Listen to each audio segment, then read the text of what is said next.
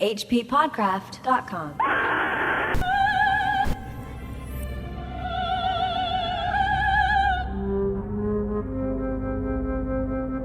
The legend of Mutmore and Sodosma shall arise only in the latter cycles of Earth, when the glad legends of the Prime have been forgotten. Before the time of its telling, many epochs shall have passed away, and the seas shall have fallen in their beds, and new continents shall have come to birth.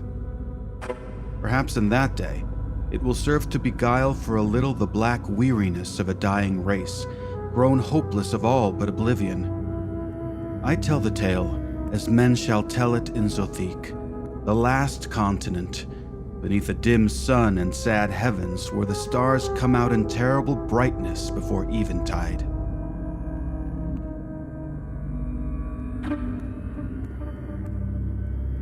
I think I had a yoga instructor called Zothique, which I doubt was her real name. I think she was trying to give herself some of that mystical cred that you can't normally get from growing up in Century City. Yeah. One time I was visiting with my extended family back home, and I told them this whole story about how I was in this yoga class in the park, and this dog came tearing through, causing all this chaos. It's a long story, lots of antics, pretty funny.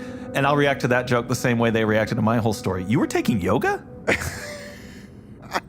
Missed the details there. LA changes people. It does. Yeah, I ate some sushi and I did some yoga, all right? And I'm dating this girl Zothique. Whoa. Accept her.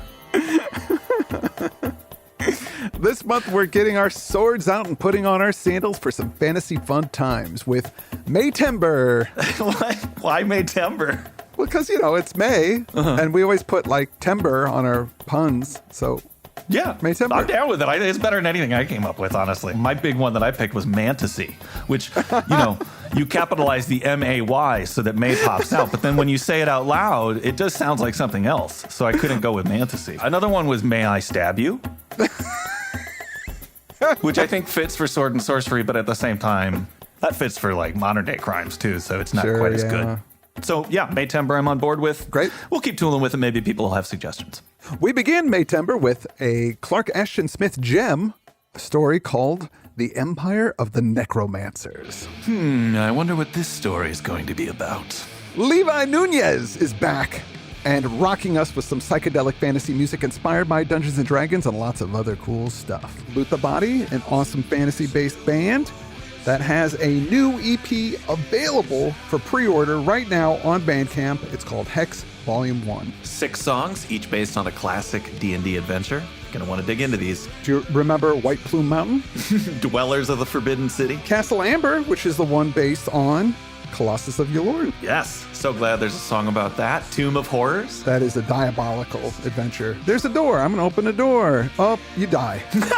Well, the title would never tip that. And Ravenloft, which is one of my favorite campaigns and adventure settings. I played that one a few times. Yes, that one I've actually heard of. And then also The Keep on the Borderlands. Classic. Very excited about it. But also, check this out. The Barrier Peak Songbook is getting a cassette release from the badass folks at Where Gnome Records. It's a limited run, so get your butt up to the peak and order that cassette right now. Yeah, and a lot of people say, well, the sound quality's not as good on cassette, but I was just thinking about this the other day. You really can't replace that satisfying plugging that cassette in and hitting play. It's a very physical thing to do. Feels so good. You don't get that from MP3s. Not even. Those things, it's like there's no effort at all. It's like a March Dracula song.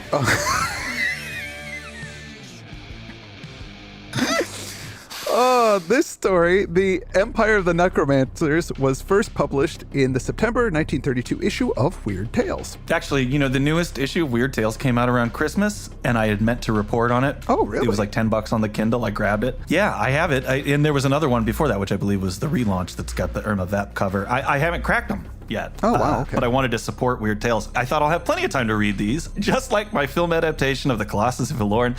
I'll have all the time in the world to get that done. Speaking of which, since we're doing Clark Ashton Smith, I am working on it, and I have almost all the collateral I need, so I haven't given up on it, but I'm confronted with the very foreseeable reality of being a little too busy to work on it as much as I want to. Just like those copies of Weird Tales. I'll get to them eventually. But let's get into Sword and Sorcery Month. I'm really tired of these futuristic stories. I'm really looking forward to something from the distant past, so. Well, sorry to say, but this story takes place in Zothique, which is a fantasy realm set in the distant future. What?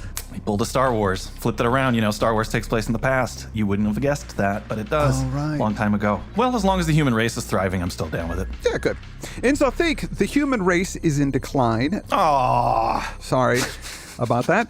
There are 16 stories and one poem in this setting, and all the stories were collected together in a single book called Zothique, which came out in 1970, and it was edited by Lynn Carter. I'll read Clark Ashton Smith's description of Zothique. Zothique, vaguely suggested by theosophic theories about past and future continents, is the last inhabited continent of Earth. I didn't know that. So this is the last place. This is the last stand of Earthlings. Yep. The continents of our present cycle have sunken, perhaps several times. Some have remained submerged, others have re-risen partially and rearranged themselves. Zothique, as I conceive it, comprises Asia Minor, Arabia, Persia, India, parts of northern and eastern Africa, and much of the Indonesian archipelago.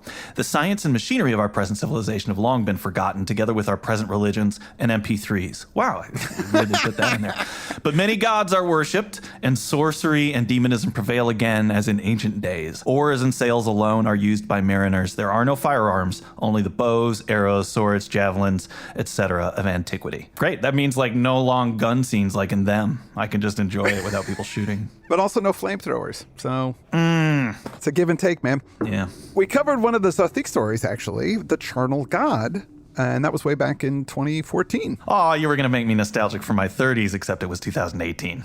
What? That we did it, yeah. I was off by 4 years. Dang. I Googled it. So this story is a doozy, and I am looking forward to talking about it. That opening paragraph was set off by itself. We should mention, the story actually begins after that with chapter 1. We have these two necromancers, Matmore and Sodosma.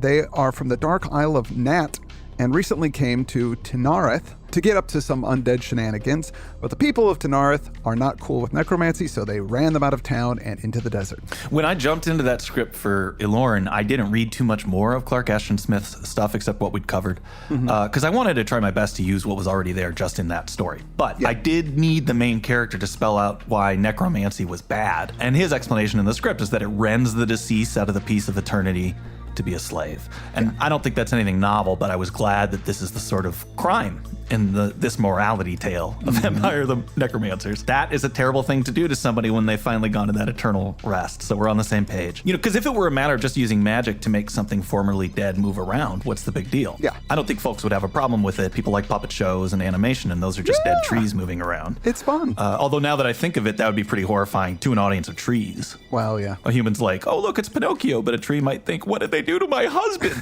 That marionette used to be the branch that held me. Now they're making it dance and tell lies.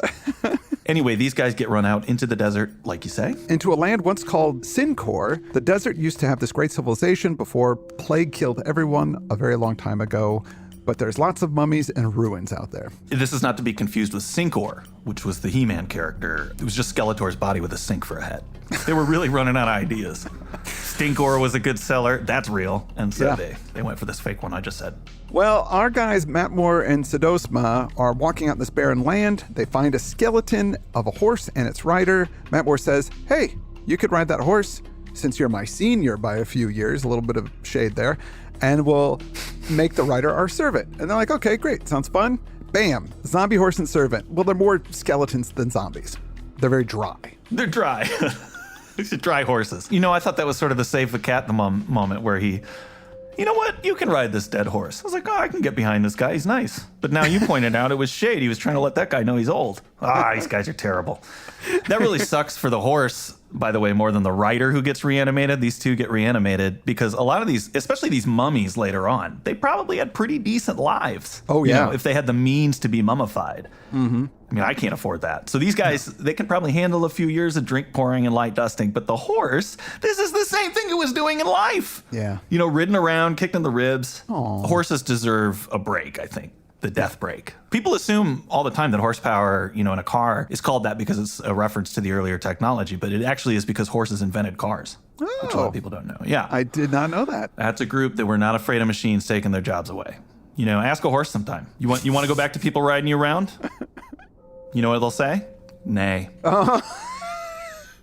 Nay, Chris. I set you up for that.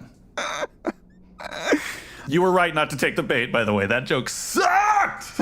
I loved it. As a dad, I really appreciate dad jokes. Good jokes. Oh, I heard you say good jokes. Okay, Good keep going. jokes. Good jokes. Yeah.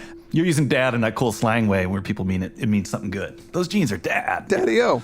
They walk a bit further and find another dead horse and rider, abracadabra, another zombie horse, and a dude. They get to the ruins of the capital of Sincor, Yeth-Lyre-Om. There are lots of mummies and long dead people, and our boys decide to resurrect them all.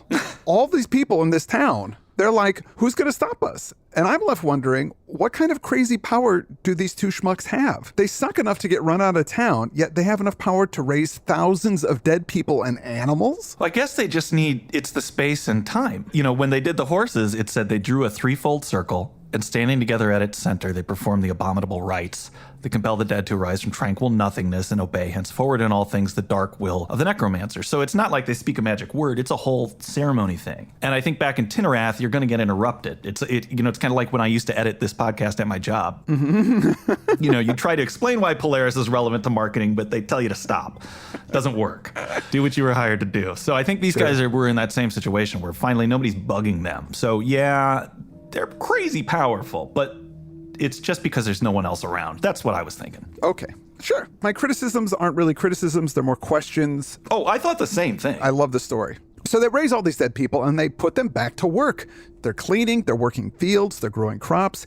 Even past kings of this land are raised, but they are just put into servant work, which is kind of a diss. How can you know how to do this kind of thing? Like a whole town of dead people is like cosmic cube level of power, or the children of the forest, or something like that. Well, I mean, I agree, because especially they said, those that we have summoned from the tomb shall move and breathe only at our dictation and may not rebel against us. I'm thinking, wait, you have to boss this many people around? If they only move at your dictation, does that mean you have to go give them all personal instructions? No, I don't think so. I just think they don't understand their power, because clearly there's some autonomy going on. Oh, yeah. When they give a command. So they give a basic command, and then the dead people go and do it using probably their human memories. Yes, which we find out later. That's true. You're right. So the more they make, the less ability they are going to have to control them, which is a pretty human thing when you're starting a cult or a mob or some kind of movement. But again, I think you're meant to ask that question because this is a story. I thought about it a lot after I finished, that this is a story about power unchecked. The space and time thing I was saying. The thing that's giving them this power is leaving society. And it's also finding all of these resources, because this place is full of not just mummies, but stuff. Yeah. There's been a plague, as you said earlier. So they're not reanimating pools of vomit to get this booze. It's already there, in bottles, ready to go. In that respect, this story, maybe intentionally, I'm not sure, but it's a little bit of the story of America. The Empire of the Necromancers.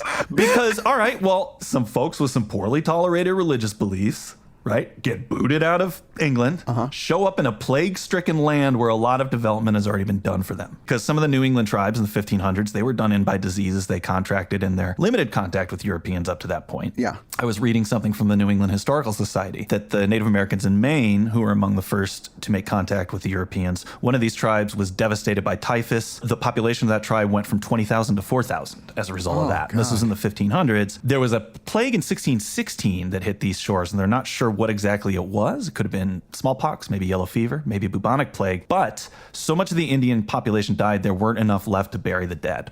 English colonist Thomas Morton described the heaps of dead Indians a newfound Golgotha. As many as 90%, I'm getting this from the New England Historical Society, as many as 90% of the 4,500 Indians of the Massachusetts tribe perished. The disease cleared the Boston Harbor Islands of inhabitants. So think about that. All their stuff's still there. They're just gone. Yeah. English explorer John Smith had visited New England before the plague in 1614. He returned 8 years later, and what he saw shocked him. God laid this country open for us, he wrote.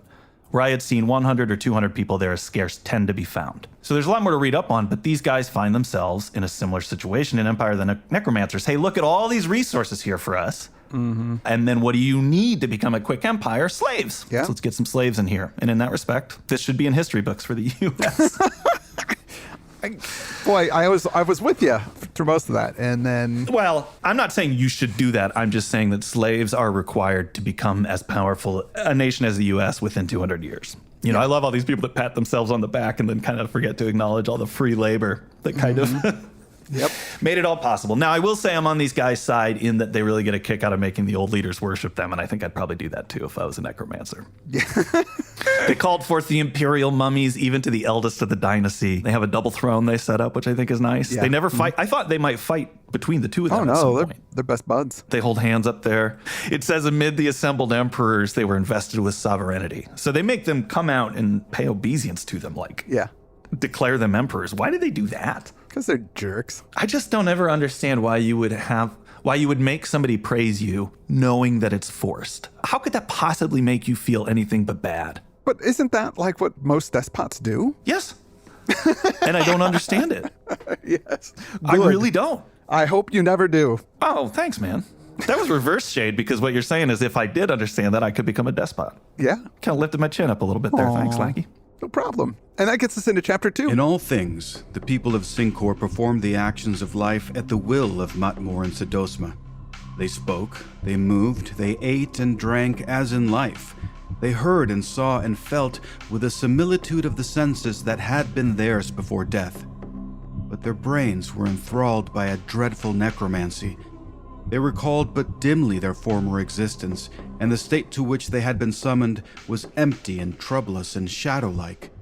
Their blood ran chill and sluggish, mingled with water of Lethe, and the vapors of Lethe clouded their eyes. So they talk and they eat and they drink? Is that how they're powered?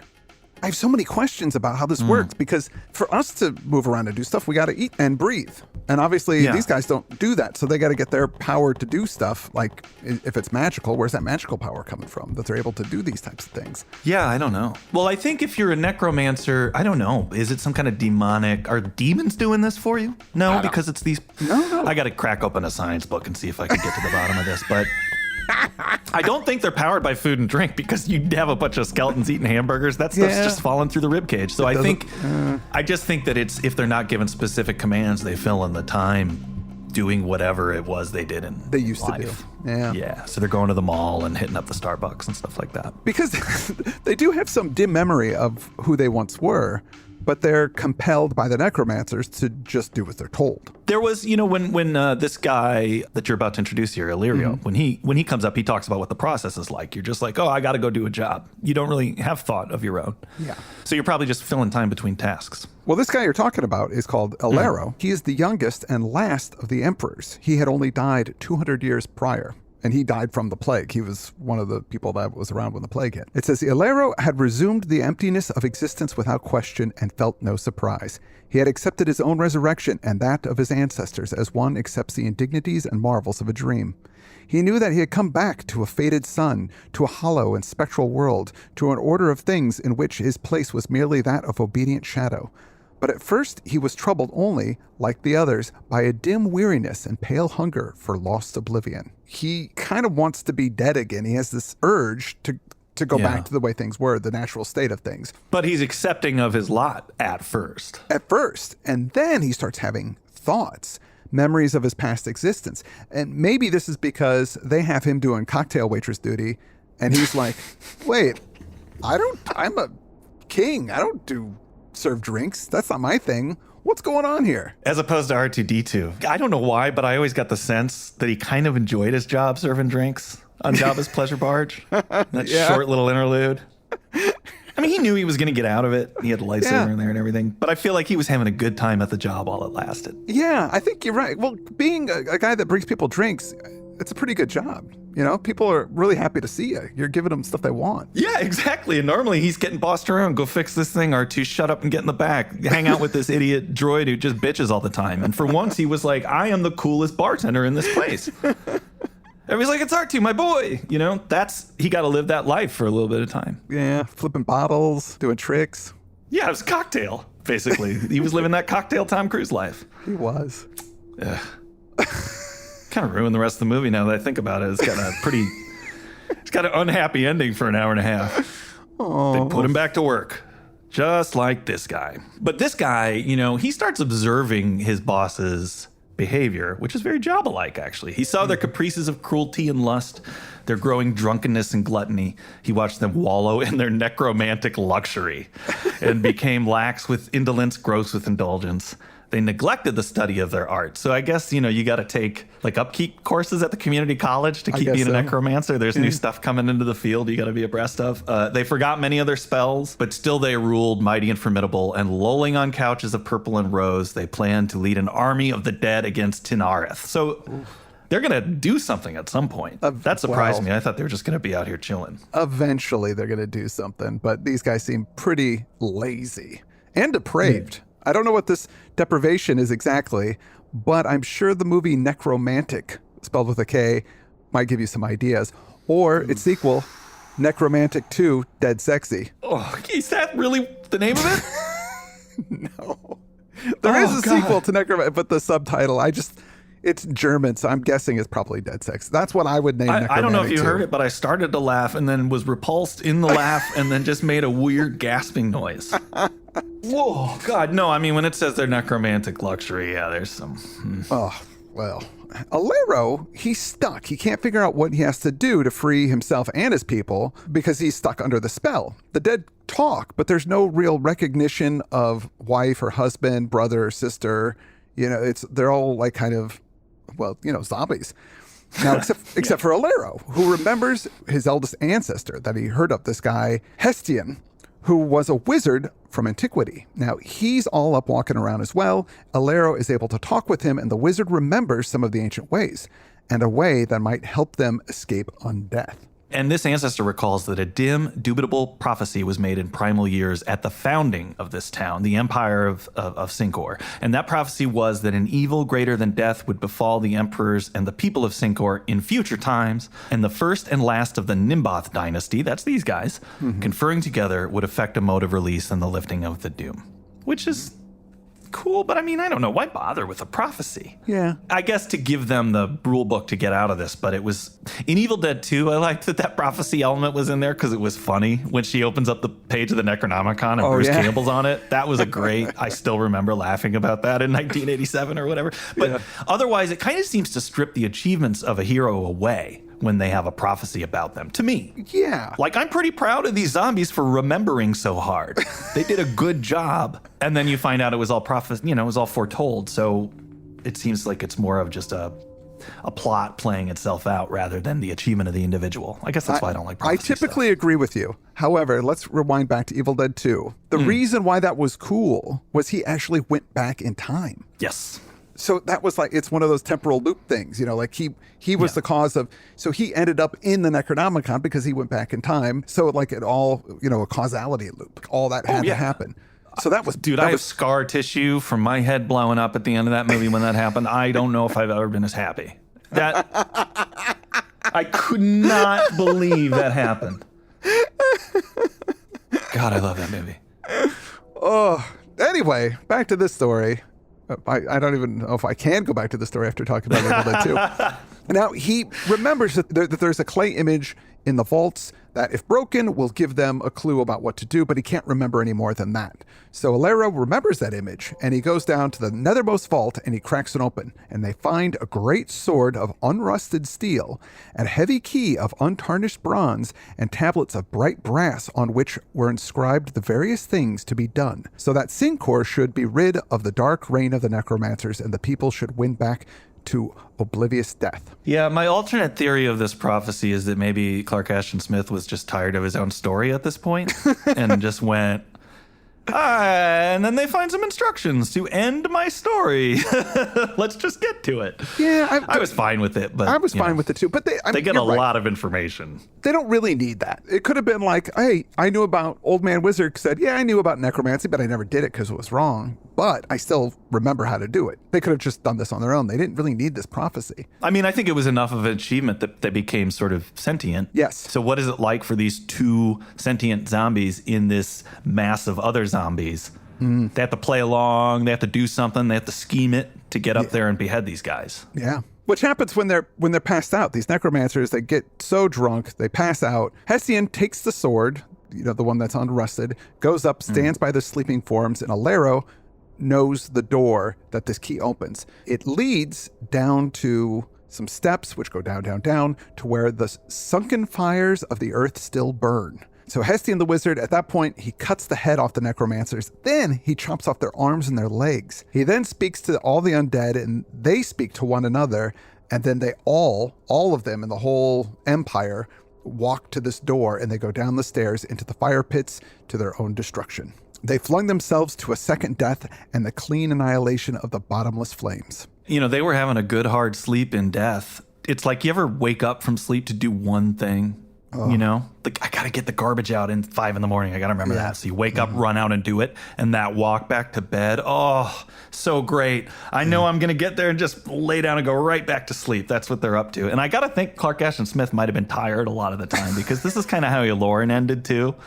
All right. And then everybody got to lay down and have a nice nap. That's sort of the end of his stories. So after they have all gone, the wizard does some necromancing of his own on the bodies of Matmore and Sedosma. Maledictions came from the pale lips, and the heads rolled horribly with glaring eyes, and the limbs and torsos writhed on their imperial couches amid clotted blood.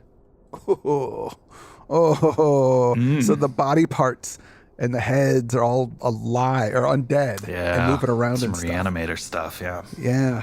And then Alero and Hestian, they leave. So, in tranquil silence, with no further need of words, Eliro and Hestion passed through the open door of the nether vault, and Eliro locked the door behind them with its key of untarnished bronze, and thence, by the coiling stairs, they wended their way to the verge of the sunken flames and were one with their kinfolk and their people in the last, ultimate nothingness.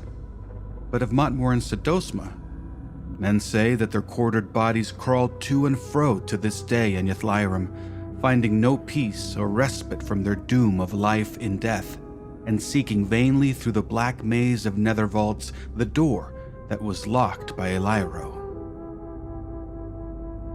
Yeah, they found the cask of Amontillado they were drinking so much. I think Poe would be like, that ending went a little too far. Jeez, that's rough. That's exactly what they were doing. They were enslaving these poor chumps forever. Who knows how long they would have been enslaved if it wasn't for this rebellion. And they were only getting what they did to thousands of other people. So I don't feel too bad for them. I don't either.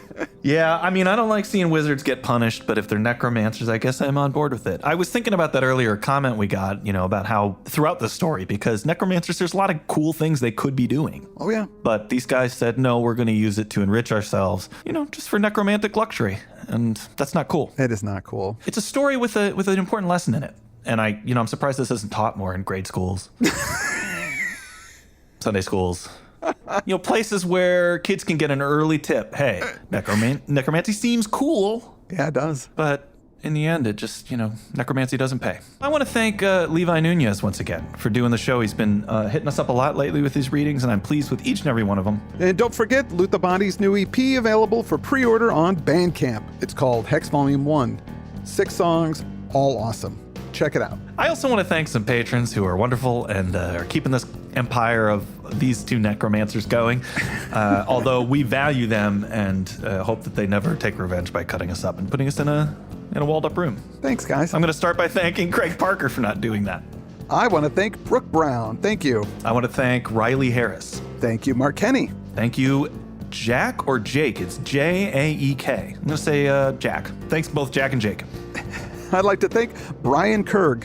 I'd like to thank Meshach Vault Case. I'd like to thank Tim Ludvigsen.